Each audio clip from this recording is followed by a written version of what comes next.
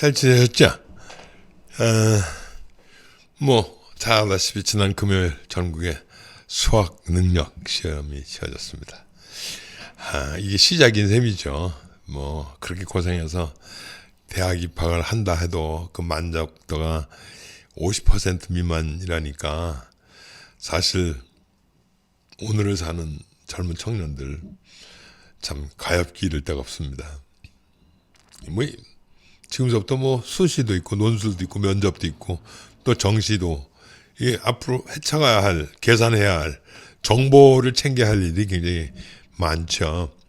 어쨌건 지금까지 잘 참고 여기까지 와주신 모든 입시생들에게 다시 한번 박수를 좀 보냅니다. 오늘은요 지난주 말씀드린 순국선열에 대한 이야기를 한번 더 해야 될 것 같아요. 이유는 다른 데 있는 게 아니고 정치인들이 얘기하는 여러 가지 이야기 속에 어느 신문에 이 사설에도 실렸더라고요. 이 테프트 카스라 조약에 관한 게. 그래서 이거는 좀 실질적으로 좀 알릴 필요가 있다 싶어서 이 얘기를 다시 한번 여러분들한테 소개하려고 합니다. 시작하겠습니다. 성공의 경상주의입니다.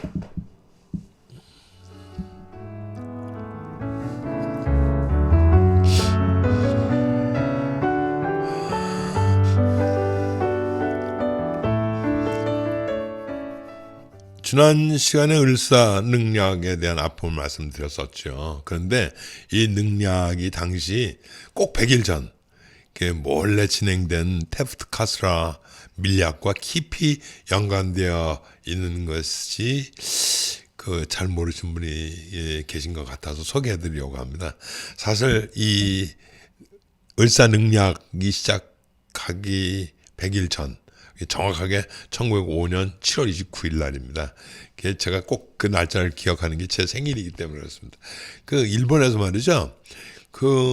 필리핀을 거쳐서 일본에 도착한 테프트, 그 사람이 당시에는 육군성 장관이었고 필리핀 점령군 총사령관이었었습니다. 이분이 일본에 와서 당시의 외상, 소위 수상이었던 카스라하고 몰래 소위 약속을 하죠.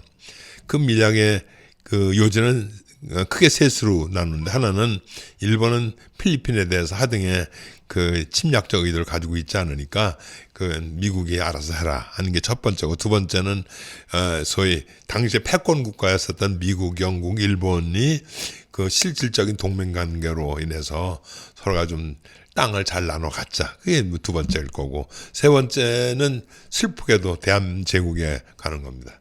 일본의 대한제국에 대한 종주권을 인정하겠다.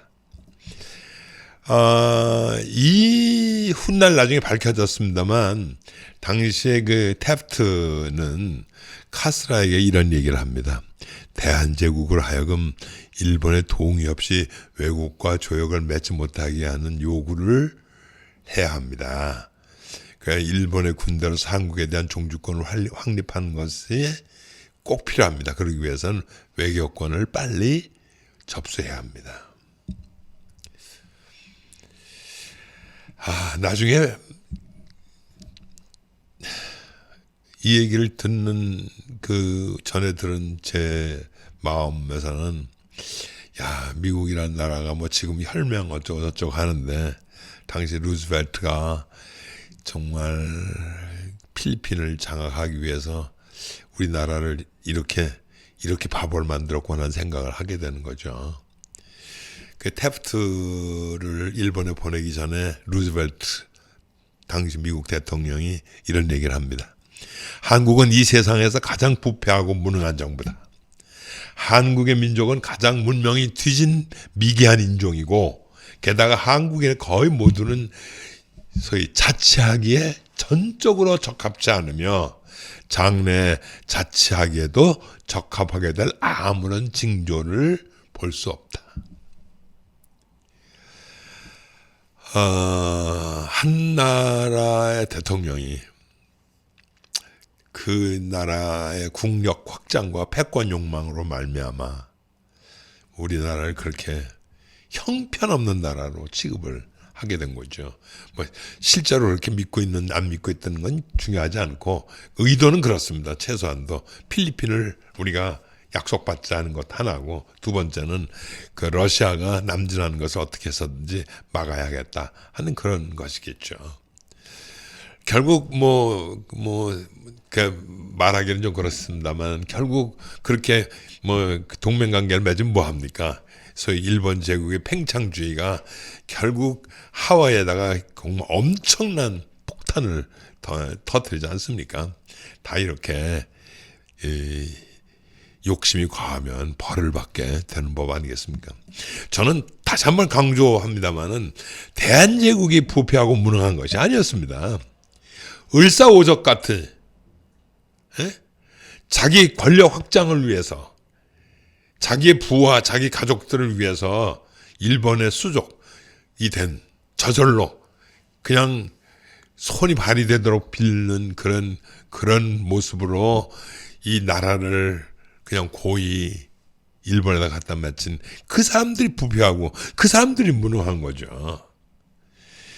이것을 꼭 여러분들 기억해 주시기 바랍니다.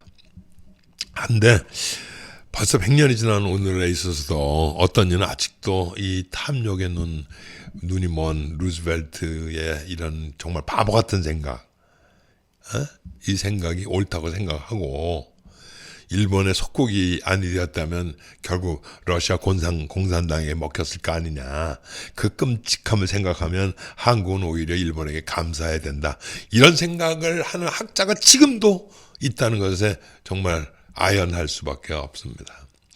자신의 권력과 부를 위해 일본에게 나라를 팔아먹은 을사오적과 같은 사람들은요, 지금도 위안부 얘기 나오는 거, 강제동원 얘기 나오는 거, 을쌓는 이야기나 테프트 카스라, 심지어는 독도 이야기 나는 것도 싫어합니다. 왜 자꾸 일본을 건드려서 불편하게 하냐 이거죠. 어떤 경우는 심하게 반일 감정 부추겨서 정권을 유지하려고 그런다고 오히려 거꾸로 야단을 치곤 하죠. 하기사 그들은 조상들이 나라를 팔아먹어서 얻은 부와 명예를 지키기 위해서라도 다시 한번 마음을 다잡고 일본에게 은혜를 갚아야 한다고 그렇게 믿고 있을 수 있습니다. 사실 다시 한번 말씀드립니다만 그들이 제일 부패하고 무능한 사람 아니겠습니까? 제가 잘못한 생각일까요?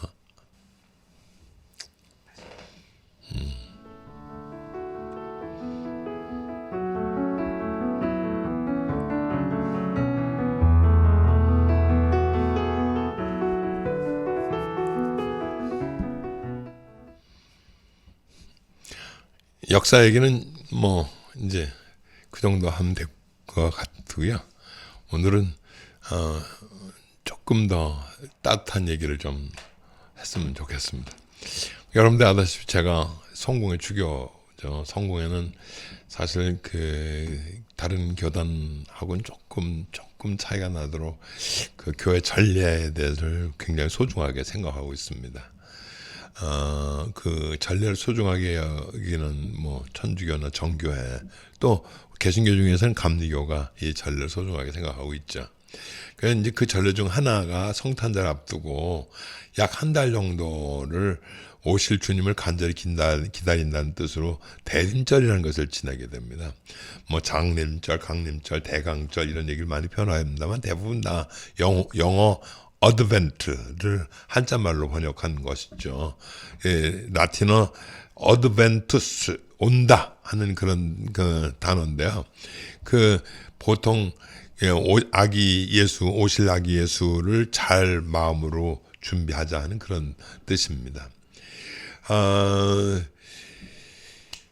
그래서 이제 한 4주 전서부터 이 대림절 시작을 하는데, 그러니까 올해는 11월 마지막 주일, 다음 주일이죠. 다음 주일 11월 28일이 이제 새해 대림절의 시작이고, 지금까지 교회로서는 그 대림절의 시작을 새해의 첫날로 그렇게 우리가 시작을 하게 됩니다.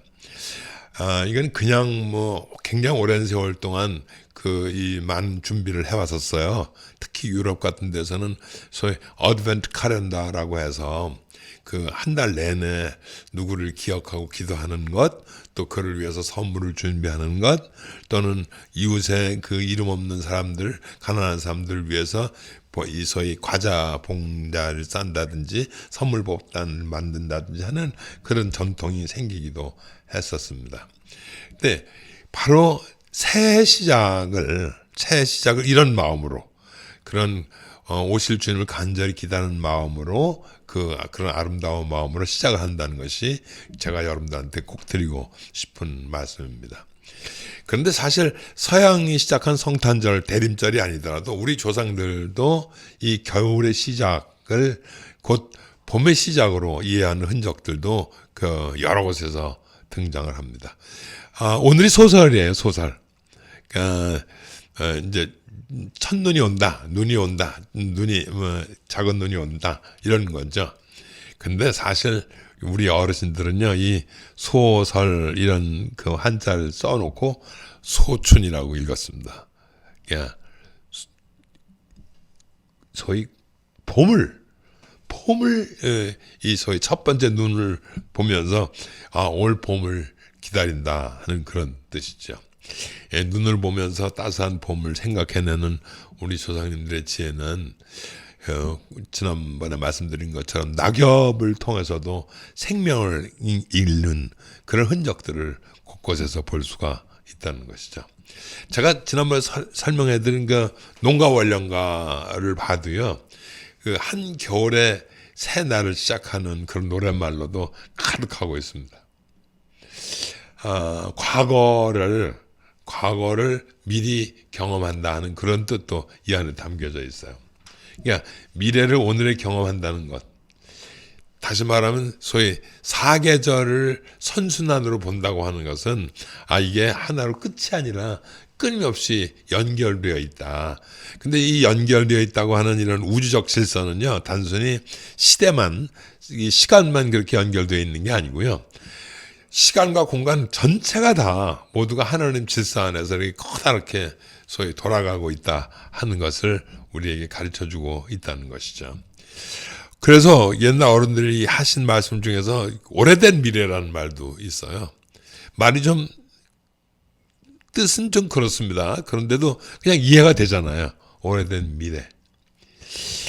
제가 왜 갑자기 오래된 미래라고 하는 것을 여러분들한테 설명드리고 싶으냐 하면요, 교회 가시면 요새 그런 전례를 지키는 교회를 가면 소위 대림환을 준비해 놓고 대림환에 초를 꽂기 시작하는 것을 한 주에 하나씩 이렇게 꽂아서 처음엔 아주 짙은 보라를 꽂다가 맨 마지막에는 그 하얀 이 초를 꽂게 되는 거죠. 이게 그렇게 4주를 지나고 난 다음에 꽃을 치우고 이 환을 소위 성탄 장식, 성탄 추리로 만들게 됩니다. 모든 것이 어제의 일은 곧 오늘을 위해서 만들어진 것이고 오늘은 꼭 내일 위해서 만들어진다는 것이죠. 그러니까 학생들이 수능을 본다든지 뭐 이런 다음 단계를 위해서 준비한다든지 하는 것은 그냥 한순간이 아니고 새로운 세대를 여는 그냥 톱니바퀴 같은 그런 것이다. 이런 것으로 여러분들한테 말씀을 드릴 수 있는 것 같습니다. 죽음이 곧 부활을 의미한다고 가르치거든요, 저희가. 단지 그 부활이라는 것은 그냥 죽음이 아니라 의미 있는 죽음, 남을 위한 죽음, 이런 것을 의미하는 거죠. 그래서 소위 제가 지난번 설명드렸던 소위 순국선열에 대한 그런 끊임없는 기억도 우리가 그렇게 타자를 위한 죽음, 또 그것을 통한 부활, 또 그것을 먼저 이루신 예수 그리스도, 이런 것을 통합적으로 기억해내는 그런 절기가 지금이 아닌가 하는 생각이 들어서 여러분들한테 이런 말씀을 드린 겁니다. 하나님의 능력을 믿고 안 믿고 이런 거 관계없습니다. 그 사람이 신자냐 아니냐가 관계 있는 게 아니고 그분께서 주신 생명을 정말 다시 그분을 위해서 바쳤다 그러면, 누군가를 위해서 또는 어떤 세상을 위해서 바쳤다 그러면 그분은 그리스도인이라고 해도 틀릴 것 같지는 않습니다.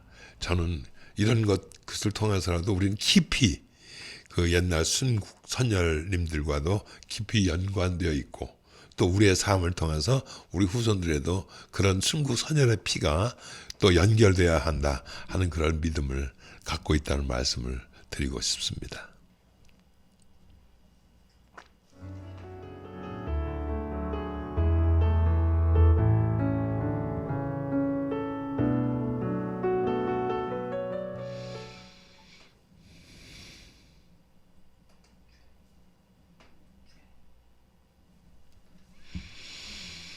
네, 라피크란 말을 들어보셨습니까? 얼마 전에 영국의 한 신문사에서 퀴즈를 냈습니다. 런던에서 맨체스터까지 가는 가장 빠른 방법이 무엇일까 하는 겁니다. 두둑한 상금이 걸려 있어서 그 많은 사람들이 응모를 하게 됐어요. 뭐 물리학자, 수학자, 설계자, 또 여행 안내자, 뭐 회사원, 학생 등등 정말 저마다 기발한 대답을 가지고 왔는데 수많은 경쟁자를 제치고 1등을 차지한 답이 좋은 친구와 함께 가는 것이었습니다. 제가 이 말씀을 소개하는 거는 제가 얼마 전 지난 여름에 그 여름 휴가를 여수에 다녀왔습니다. 근데 여수에 갔더니 라피크라고 하는 조그만 카페가 있었어요. 작지는 않았습니다. 그런데 거기서 정말 아주 근사한 경치와 차를 마신 적이 있어요. 지금 여러분들한테 소개하는 사진도 거기서 찍은 사진이거든요. 그래서 라피크가 도대체 무슨 이름인가 하고 물어봤더니 먼 길을 함께할 동반자라는 뜻을 지닌 아랍어랍니다. 한국 사람이 이 라피크라는 말을 알게 된 거는 소위 사우디아라비아 국왕이 한 이야기라고 이렇게 들었습니다. 어쨌든 제가 이 말을 듣는 라피크의 이 동반자라는 말을 듣는 순간 소위 런던에서 맨체스터까지 가는 그 가장 빠른 길은 좋은 친구와 같이 가는 거다 하는 게 그냥 느닷없이 생각이 나더라고요. 뭐 여러분들도 지금까지 살아 보시면 알겠습니다만 정말 우리가 사는 게 그렇게 쉽지 않지 않습니까? 힘들고 때론 고통스럽고 다시 되돌아가고 싶고 뭐 여러 가지 생각이 나죠. 뭐 비바람도 치고 천둥도 치고 그러니까 그런 날들이 수도 없이 반복됩니다. 이럴 때마다 누군가 옆에 있으면 누군가 함께만 해준다면 누이 이겨나갈 수 있다라는 그런 생각을 하게 되고 또 저 또한 지난 세월 살아오면서 그런 좋은 친구들이 옆에 없었으면 어떻게 살아왔을까 하는 생각을 하게 되거든요.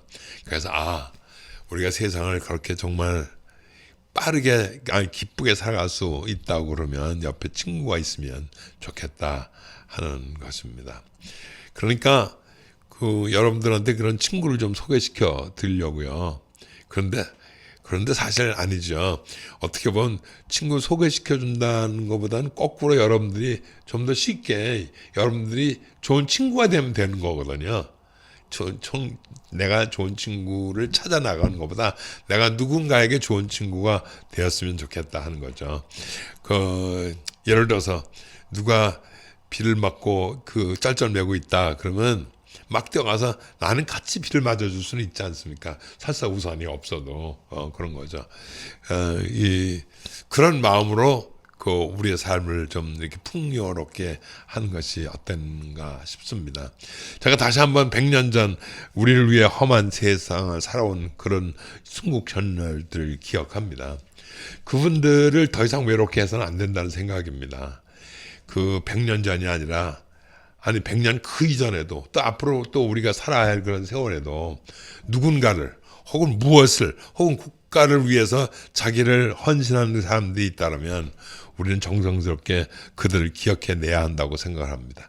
여러 가지 방법으로 뭐 추모하는 일을 넘어서라도 글을 쓰고 그림을 그리고 노래를 부르고 가능한 한 그분들을 오래 기억해야 한다고 생각합니다. 저는 그분들의 친구가 되는 거죠. 그분들은 외롭지 않게 우리를 친구로서 어디에서 살든 그런 사람들 함께 소위 하나 되어서 새로운 세상, 아름다운 세상을 만들어갈 수 있다고 생각을 합니다. 그래서 그 동반자, 이것이 물론 우리가 살아가는 세상도 중요하지만 우리 순국 선열들도 동반자로 삼자. 아니 우리가 순국 선열들의 동반자가 되는 게 어떨까 하는 것을 여러분들한테 말씀드리려고 이렇게 긴 길을 돌아왔습니다. 이젠 저도 절대로 모른 척하지 않을 것 같습니다. 숨지도 않을 것 같고요. 또 책임을 져야 한다면 책임을 져야 될 것 같습니다. 어쨌든 저희는 그분이 살아계시거나 혹은 세상을 떠나셨거나 그 누군가에게 좋은 친구로 있었으면 좋겠습니다. 또 바로 여러분들이 그 정말 그런 동반자, 좋은 친구가 되어 주시라고 믿습니다. 네, 우리 좋은 친구 여러분, 오늘은 여기가 끝입니다. 많은 분들이 좀 길다 해서 가능한 한 20분 혹은 25분 안에 정리를 하려고 합니다. 그리고 저작권에 조심해서 좋은 음악과 그림 그리고 문예 작품을 끊임없이 소개해 드리려고 합니다. 우리가 만난 여러 통로도 개발하려고 하고 있고요. 그래서 혹시 여러분들 주변에서 소개하고 싶은 사람이 있거나 혹은 사건이 있거나 혹은 작품이 있으시면 바로 연락을 주시면 자기가 소홀히 하지 않게 준비를 하도록 그렇게 하겠습니다. 이번 주는요, 추위가 예상이 된다고 그래요. 여러분들은 몸조심하시고요. 다음 주에 뵙겠습니다. 오늘도 역시 기술의 김대하, 진행의 김근상이었습니다. 고맙습니다.